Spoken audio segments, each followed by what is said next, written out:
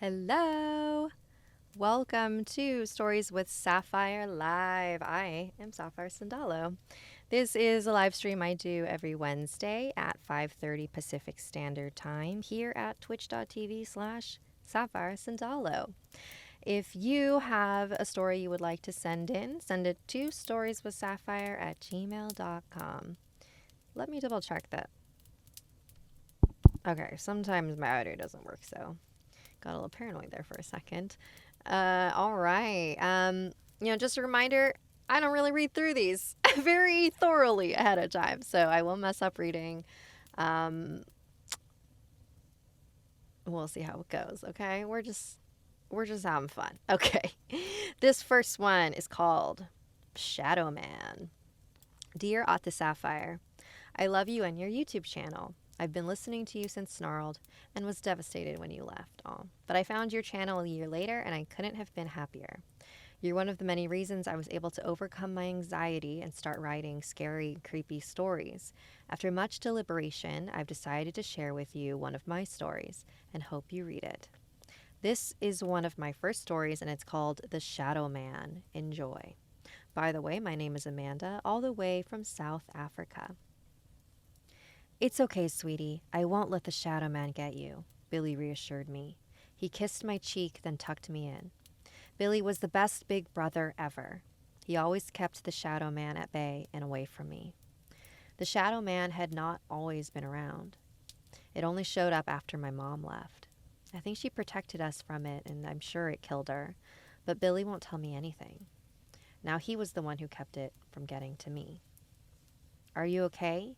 He seems to have got you really good tonight, I asked, looking at his black eye and bleeding nose. He always comes back with scars after a battle with the Shadow Man. Tonight he was beaten up more than usual. Don't worry about me. I'm strong enough for both of us. He smiled, his blue eyes glistening in the light. But you're only 12, I pouted. I'm still strong enough. He flexed his tiny arms and I laughed. Now get some sleep, little angel. He kissed my forehead and I blushed. That was more or less the conversation I had with Billy every night. I thought tonight was just going to be like any other. That Billy would have his usual fight with the Shadow Man, then come tuck me in. But that wasn't the case. When the shouting and breaking of plates stopped, Billy never came into my room. So I sat up from my bed and went to check for him. I peeked my head out the door and saw the Shadow Man disappearing into a corner. My heart jumped up to my throat and I retreated back into my room. Shaking like a leaf, I tiptoed to my closet and hid behind my winter coats. There was silence for a few minutes. Then suddenly, the door to my room swung open. The sound of heavy footsteps made me almost pee myself. I covered my mouth with my hand so that the entity would not hear me breathing. His steps got closer to the closet door, and the only thing I could hear was his breathing and my beating heart. After a few agonizing moments, the creature left, and the sound of the door closing come as music to my ears. Sorry, what? I misread that. I stayed hidden for a few more minutes, then slowly went out looking for my brother. The passage was so dark, it seemed like I could get swallowed by the abyss and never be found again. I kept walking, taking small, deliberate steps to the kitchen because that was where my brother would most likely be. Katie, a deep voice called from behind me and cold chills went up my spine. I froze. How could it know my name? Billy always made sure to keep it away from me. I unconsciously turned around. My mouth fell to the floor when I saw the figure hiding in the shadows of the passage. My breathing increased as panic took over my joints. I slowly backed away while keeping my eyes on the monster. I tripped and fell with my ass on something lumpy. I instantaneously jumped up and looked at what I had fell on. I came face to face with my brother. I let out a scream only banshees can master when I realized that Billy lay dead on our kitchen floor. The hallway light flicked on and I looked at the Shadow Man with teary eyes. Only it wasn't a Shadow Man. In fact, it was a human man. It was our father. I heaved a breath more in utter shock than in fear. Our father was the Shadow Man. My brother had been protecting me from our own dad, not some entity. Katie, sweetie, don't be scared. It's just me, Daddy. He spoke in an unmistakably intoxicated tone. He stumbled closer to me, clearly drunk, and I only noticed then that his shirt was bloody. So were his hands. Was that my brother's blood? Come to Daddy, baby. He slurred his words, unable to speak properly. He opened up his crimson arms. I screamed and bolted out the kitchen door, jumping over Billy's lifeless body. I bumped into someone and they held me. It's okay, little girl. I'm an officer, said the man. I opened my eyes and saw men in blue and red and blue blinking lights. 2 other officers passed us and charged inside the house with their guns out. I had a blanket wrapped around me and I was sitting inside one of the officers' cars when one officer sprung out the house and ran to the car. He opened the driver's door in haste and picked up the radio. In an urgent voice, he said, "1 officer down. We need an ambulance stat. The suspect has escaped. He's on foot and armed." Officer Daniels is persuading him. "I request backup now. Suspect is armed and dangerous." Thanks for reading. Love, Amanda. Oh, man. So, thank you for sending that. Here's the thing. I think that this is just a something scary story. Oh, that was done around the time that I left. Yeah, so I knew where it was going. I mean, maybe you were just influenced by that video. Either way, hey, cool story. All right. Marking that as red. All right, next story. This one is called There Is No Name.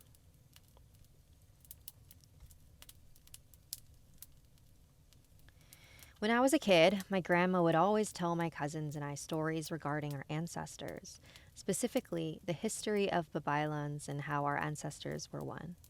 It was my favorite story, especially when she tells it around Halloween time. She said that our ancestors protected the village by predicting when the enemy tribes would invade, when the flood would come, or when someone would perish.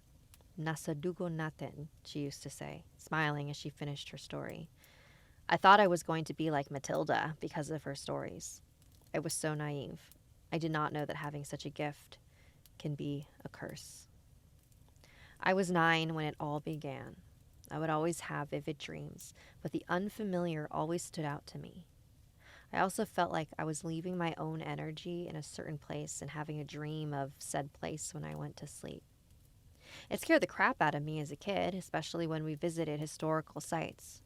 One instance was after our field trip at Fort Santiago. I fell asleep on the bus on our way home. I had a dream that I was walking around the fort and saw soldiers running hurriedly around the fort. I could hear loud booms and planes flying up above. Then suddenly, I was thrown across the path that led to the gate by a huge explosion. I immediately woke up from my seat. My teacher got worried and asked if I was okay, and I nodded. I was already made fun of at school. I did not want to make it worse. Another similar coincidence was when my friends and I went to Sutro Baths in San Francisco. I knew that there was a haunted cave over there, but we went during the daytime, so it shouldn't affect me much. We went and took photos and had a great time. That night, out of immense exhaustion, I passed out. My dream took me back to Sutro Baths, but this time, there were no ruins. Steel beams stood firmly on the site as workers held each beam upright. I could hear clinking and hammering noises clearly in my ear as if I was the one hammering the metal. I slowly woke up from my sleep, still hearing those sounds, and I quickly looked to see if maybe it was the TV I left on, but it wasn't. It was some 90s sitcom, and the laugh track echoed in my bedroom.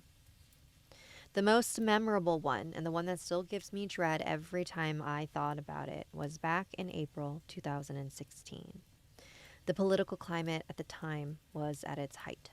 My Facebook feed had nothing but campaign ads and political debates between friends and relatives. I was getting caught up with some of them, and my emotions were all over the place.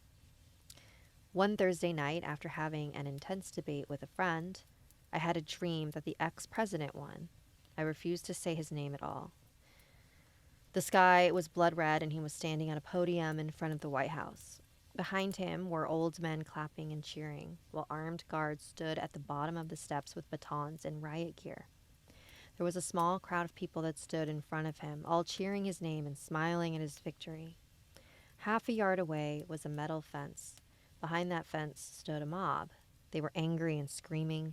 They kept trying to push the fence down, but it stood strong. I got so scared because soldiers were starting to surround the mob and they were armed to the teeth. They had gas masks and were holding rifles as if one wrong move, they would start shooting everyone down.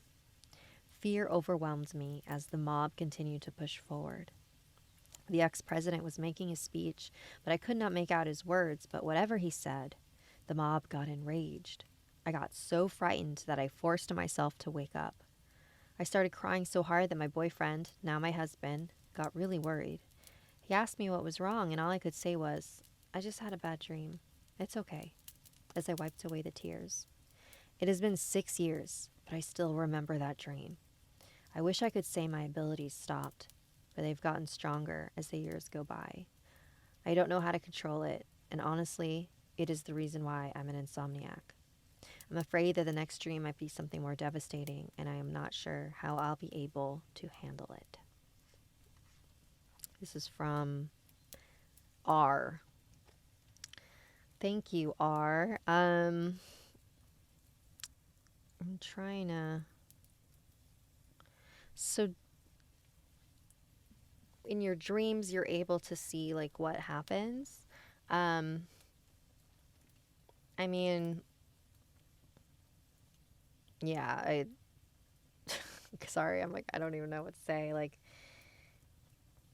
it's so strange when you think about people who are able to predict anything or see in the future, because if there's nothing you can change about it, then there's nothing you can do about it. So in that way, it should feel more relieving than it does. You know what I mean? I don't know. I don't know what I'm saying. All right, we're going to mark this as... Thank you for sure. Oopsies. Where did it go? This one's called My Own Creepy Story. Dear Sapphire, my name is Sage. I have been a fan of all your stories since you were on Something Scary. The first hint I remember watching was the first volume of stories with Bloody Mary and the clown statue. It makes me feel old. Okay, wasn't that long ago. Anyways, to get to the topic, I'm not truly a believer, but it's like the agnostic version of hauntings, to say the least. This story is kind of weird, and I'm not sure how to describe it, but I'll try my best. I was walking home one night after hanging out with friends. It was 5:05, and I was listening to some music. I don't like walking alone at night, but I try my best. I always carry some kind of self-defense and keep in grabbing range. I went to CVS and got some water before continuing my route home. All I had to do was walk in a straight line for 15 minutes or something like that. I noticed some kind of figure, and it was a tall guy, maybe 6'2", 6'3", but he was really tall. He had curly black hair and brown eyes. He looked to be in his 30s. I didn't want to engage with him since I'm a good 5'5" and 150 pounds. Keep in mind, I'm not an adult. I'm a freshman in high school. I was still listening to my music when light rain started to pour, so I pulled up my I pulled up my umbrella? Hood? Oh, pull up my hood. Sorry, there's no word there. I tripped over a puddle and dropped my water bottle. The guy heard my crash, and so he picked up my water bottle and helped me up. "Are you all right? That was a big fall," he asked. His voice was hoarse and deep. It shivered me, but I nodded. I have severe mutism, so I don't talk unless I'm in a comfortable environment. I wrote on my phone, "Thanks," and tried to continue my way home. He grabbed my wrist. "What's your name?" he asked curiously. I answered on my phone again. "Sage."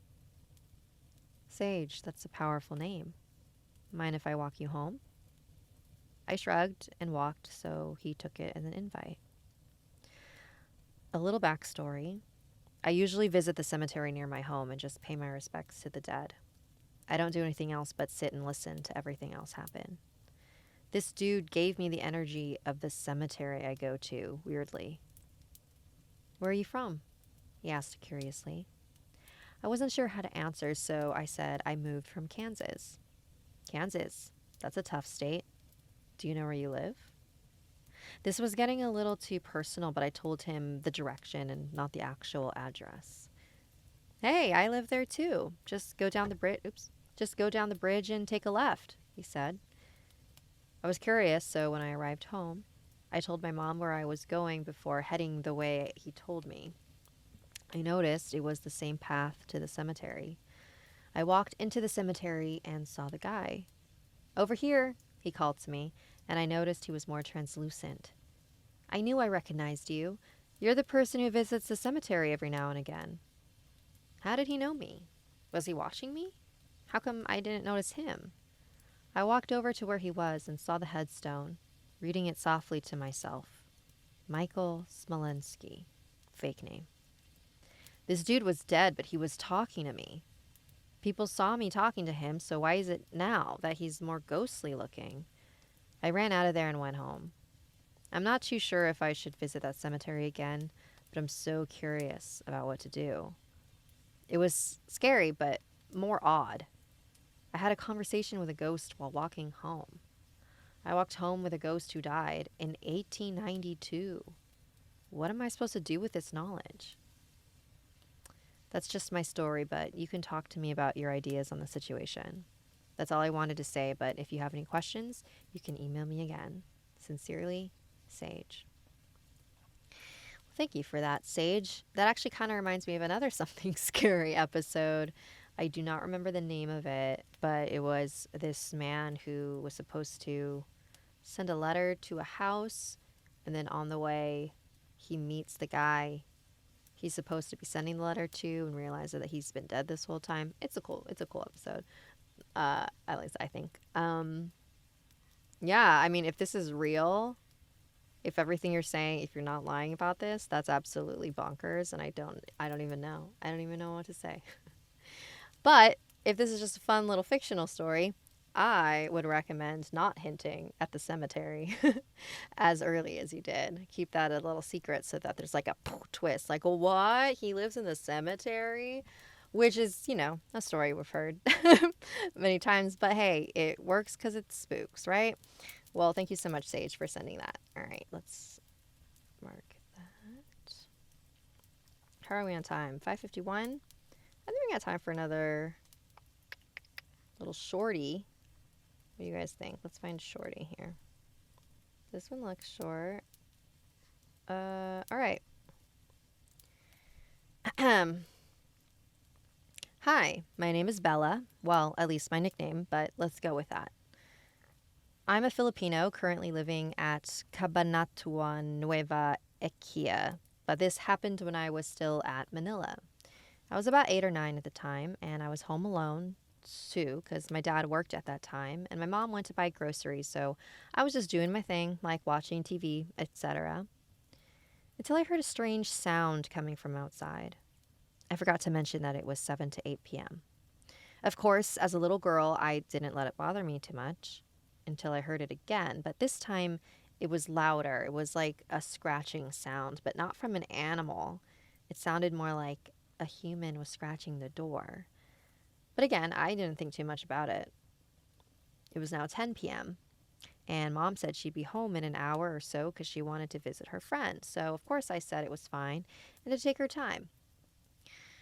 Around 10:12 p.m., the scratching sound was back. It was really bothering me because it was getting louder. So I yelled, "Hello? Who is that?" No answer. I decided to look at the window to see if there was anyone, and there I saw nothing. But I could have sworn I heard scratching. But I let it go. 11 o'clock came, and my mom was finally home. We went upstairs to go to bed. She tucked me in, and I slept not until I heard a tapping sound, this time on the window. It was probably around 2 to 3 a.m., so I was still pretty sleepy. But anyway, the tapping sound sounded as if someone was actually tapping with its fingers, but we were upstairs, so who would climb our window at this time? I looked over to the window, and there I saw a person staring at me while having its hands cupped on the window. I instantly woke Mom up and told her everything, but of course, since I was still little, she said it was probably just my imagination and went back to sleep. The next day, I was still paranoid of the sound, so I decided to go outside to get fresh air and play with my friends as well, until I saw the exact figure last night, standing at the roof of my friend's house. I quickly ran inside and panicked. What is it doing there? It's been 3 to 4 years since that happened, and I am still paranoid. But Bella, thank you for that. Ooh, that's creepy. Sorry, wait, I am marking this as red.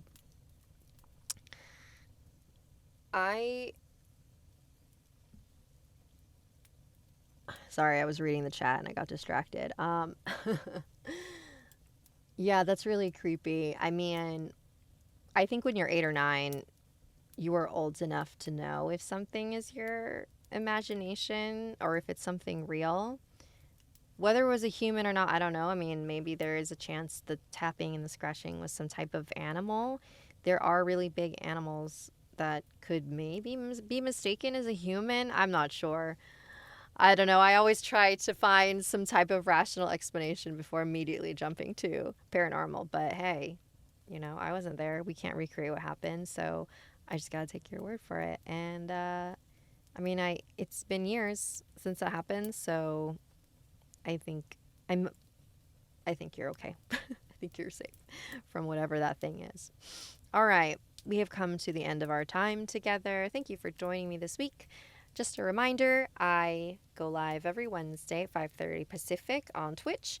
Then the following day, I post the video to YouTube in case you missed it live. Because, hey, we're all over the world. We're all going to have different free time. I don't know. Anyways, thanks for joining me. Send your stories to StoriesWithSapphire@gmail.com. And I will see ya next week. Bye.